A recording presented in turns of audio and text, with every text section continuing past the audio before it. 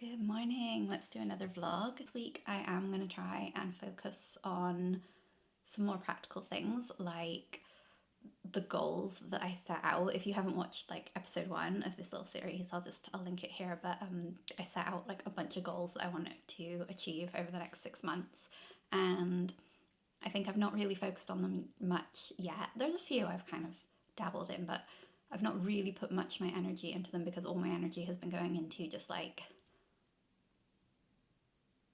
taking care of myself, I guess we could call it, like healing, slowing down, all that stuff that I mentioned before. But I kind of feel like now I'm feeling okay, and I'm feeling like I'm finally in that energy where I can start to focus on some of those goals.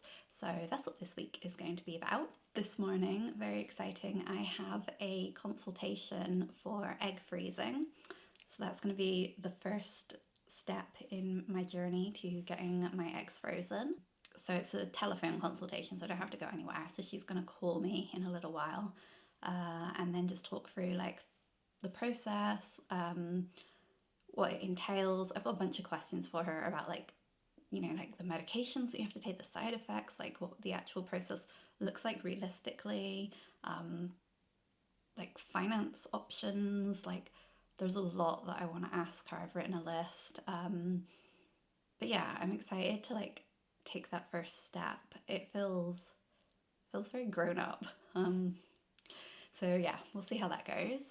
So I just had my call with the egg freezing clinic, and I got a little bit emotional, not during the call, but like afterwards. I just like suddenly had like this wave of emotion hit me. So I'm just sitting here now with a cup of tea, like trying to process everything.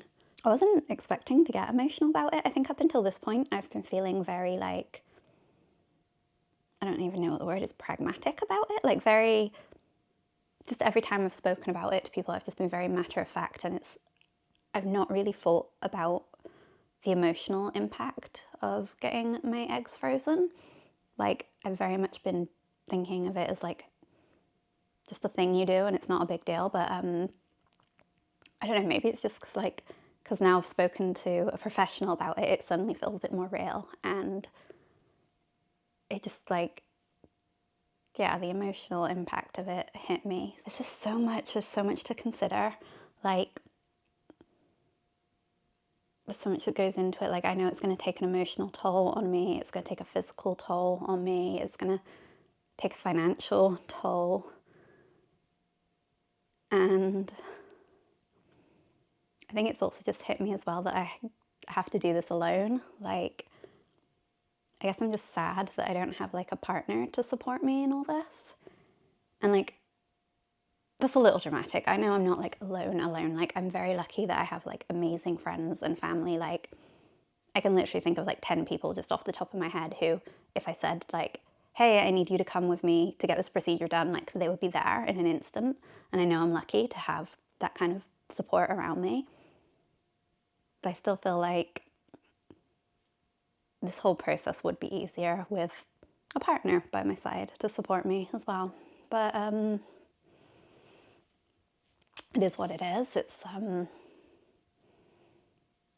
just not the way things have worked out. Let's talk about it, because I feel like it's something people don't really talk about that much, like the whole process and what it entails. The whole sort of process takes around 4 to 6 weeks. So you start off with, you have like blood work done and you have a few scans so that they can basically test your fertility and kind of get an idea of what your egg count is, if you've got any like underlying issues that might affect the egg harvesting, like all that kind of thing. And then once you go through that, you then have to take medication, which involves injecting yourself twice a day.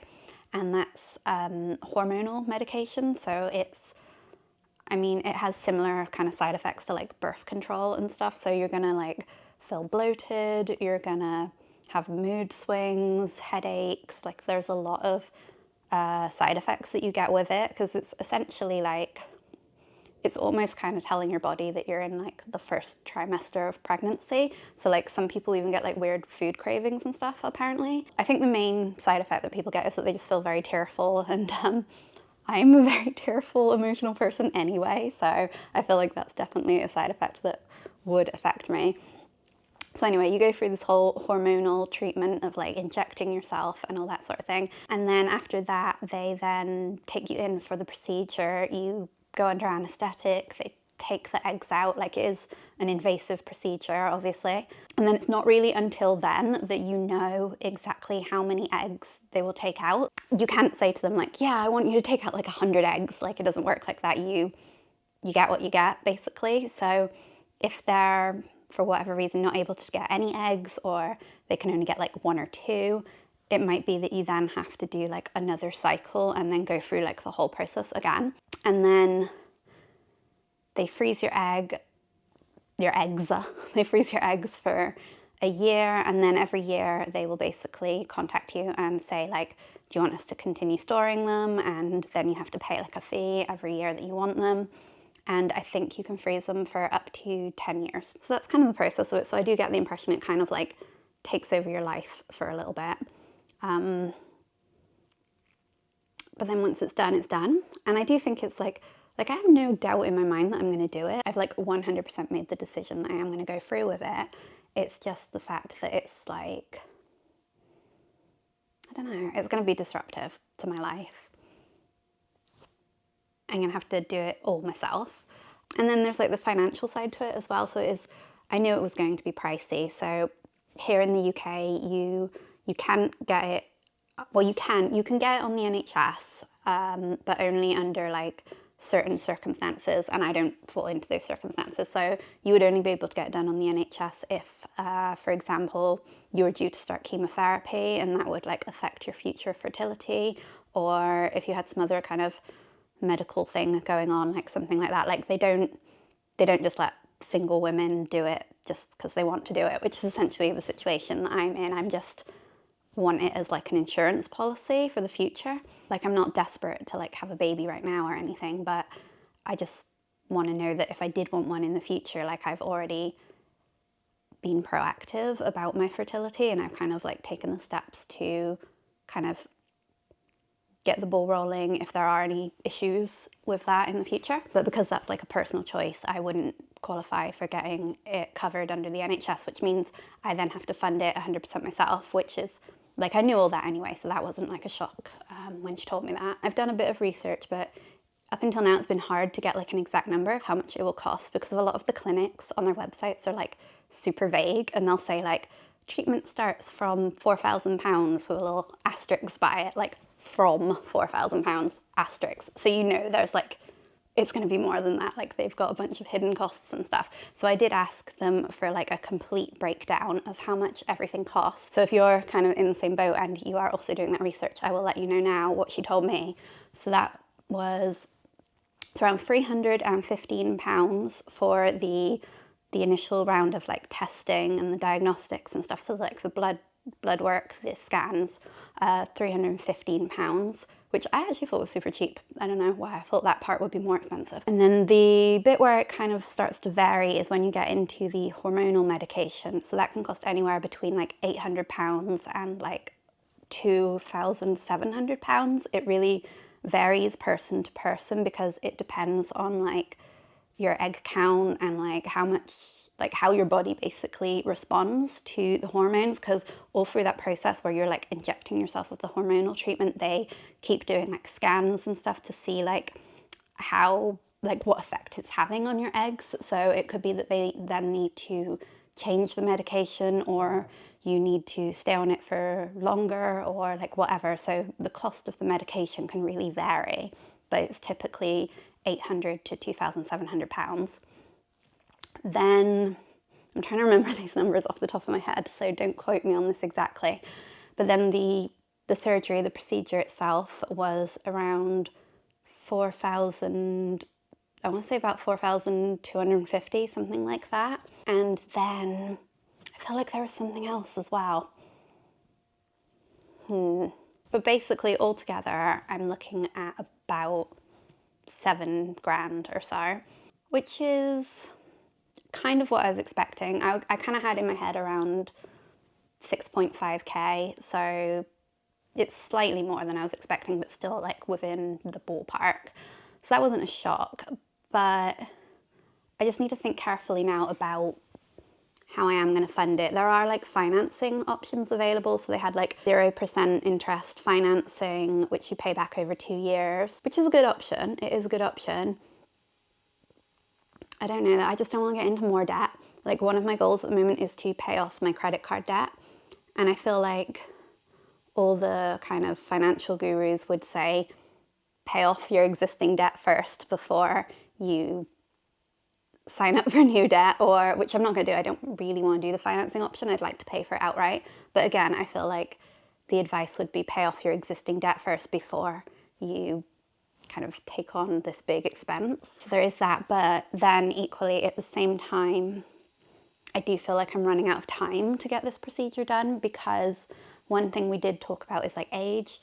So at the moment I am 34, and you know, I said to her, like, if I left this too late, like, am I quite old to be getting this done? And she told me basically, like, technically, as long as you're still producing eggs, you can get this done. So, like, there are women that do this, like, right up into their 40s or whatever. But the quality of your eggs starts to decline after 35. So their recommendation is that you get it done before, you know, 35 is the cutoff, so before your 36th birthday, basically, which gives me, if we're looking at my 36th birthday as the cutoff line, that gives me like 18 months. So, do I just like, I feel like with my current plan for paying off my credit card, that's going to take me a year, which then gives me 6 months to get my eggs frozen. It gives me like 6 months to come up with the money to get my eggs frozen. There's just a lot to think about. Part of me is like, do you know what, I should just take the financing and just get, you know, I don't want to leave it any longer. Like, I don't want the quality of my eggs to go down, because that could mean that I need more cycles, and then it's just going to cost even more. So yeah, my head's kind of spinning with all that, to be honest. I don't really know what decision I'm going to make at this point. I wish I knew other women who had gone through this and I could talk to, but I literally don't know anyone who's done this, especially women who's done this like on their own. Because I did watch a couple of videos on YouTube, but like, and then maybe this is why I got sad, I don't know, but like they all had like partners who were like, it was a joint decision, and they were kind of like financing it together, and like their partner was there to support them throughout the whole thing, like help them like even inject and like all that stuff. And I'm just like, I don't have that. I gotta do this all on my own, which is fine. Like it is what it is. I'm a strong, brave woman, but I don't need someone to hold my hand. Like, I can do it. But yeah, it is. It's just a lot to think about. And I didn't expect to get this emotional about it. Or to feel, I didn't expect to feel any kind of way about it, to be honest with you. I've been kind of just, like I said, thinking about it very matter-of-factly up until this point, and now suddenly all the feelings have hit.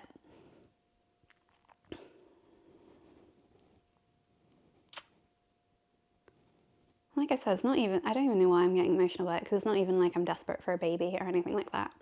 It might be that I freeze my eggs and then never use them, but I don't know. I think fertility is just a weird thing, isn't it? And there's like, I do feel like a certain amount of pressure from, not from anyone in my life in particular, I guess just society. Sometimes I feel like I've got like a big clock countdown, whatever.